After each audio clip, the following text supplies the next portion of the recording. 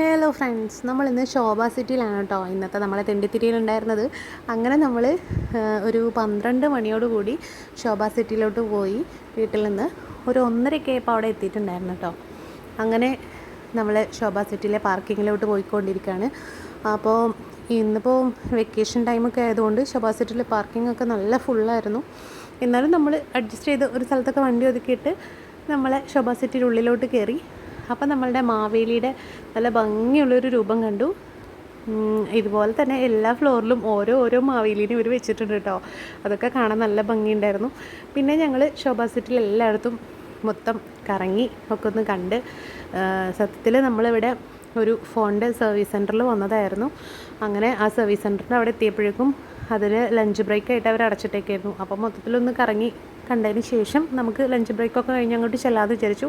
ഇവിടുത്തെ ഗ്രൗണ്ട് ഫ്ലോറിൽ ഇങ്ങനെ ഓഫറൊക്കെ ഉണ്ട് കേട്ടോ. ചെരുപ്പിൻ്റെയും ഡ്രസ്സിൻ്റെയൊക്കെ ഓഫറൊക്കെ വെച്ചിട്ടുണ്ടായിരുന്നു. നല്ല ഭംഗിയുള്ള ചെരുപ്പുകളൊക്കെ ഉണ്ടായിരുന്നു. ഡ്രസ്സസ് ഞാൻ നോക്കിയില്ല, പക്ഷേ ചെരുപ്പുകളും അതുപോലെ കമ്മലുകൾ അങ്ങനത്തെ ഐറ്റംസൊക്കെ നമ്മളുടെ ബ്രേസ്ലെറ്റൊക്കെ നല്ല ഭംഗിയുള്ളതുണ്ടായിരുന്നു കേട്ടോ. പിന്നെ ഞങ്ങളുടെ ഫേവറേറ്റ് പ്ലേസ് ആയിട്ടുള്ള ബുക്ക് സ്റ്റാളിൽ കയറി. അങ്ങനെ അത്യാവശ്യം റീഡിങ് ഹാബിറ്റൊക്കെ ഉള്ളതുകൊണ്ട് ബുക്ക് നോക്കാനായിട്ട് കയറി. നമുക്ക് പറ്റിയ റൈറ്റേഴ്സിൻ്റെ ബുക്ക് ഉണ്ടോയെന്നൊക്കെ നോക്കി.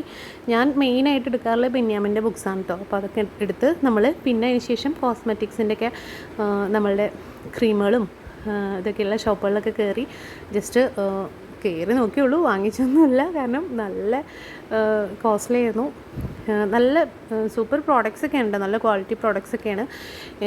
അപ്പോൾ നമ്മൾ അവിടെയൊക്കെ കയറി ബാഗ്സൊക്കെ നോക്കി.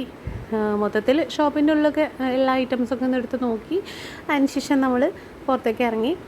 പിന്നെ മുകളിലുള്ള മാവേലിനെ കണ്ടോ, സൈക്കിൾ ചവിട്ടി പോയിക്കൊണ്ടിരിക്കുകയാണ്. കൊട്ടയിൽ കുറേ സാധനങ്ങളൊക്കെ വെച്ചിട്ടുണ്ട്. അപ്പോൾ അതൊക്കെ കണ്ട് പിന്നെ നമ്മൾ അത്യാവശ്യം വിശന്നപ്പോൾ ജ്യൂസൊക്കെ കുടിച്ച് പിന്നെ ഷോപ്പിങ്ങൊക്കെ കഴിഞ്ഞ് നമ്മൾ ബുക്സൊക്കെ വാങ്ങിച്ച് വീട്ടിലെത്തി. ഇതായപ്പോൾ ബുക്സെല്ലാം ഇതൊക്കെയാണ് നമ്മൾ വാങ്ങിച്ചിട്ടുള്ളത്. 2 മലയാളം ബുക്സ് വാങ്ങിച്ചിട്ടുണ്ട്, പിന്നെ ഇംഗ്ലീഷും വാങ്ങിച്ചിട്ടുണ്ട് കേട്ടോ.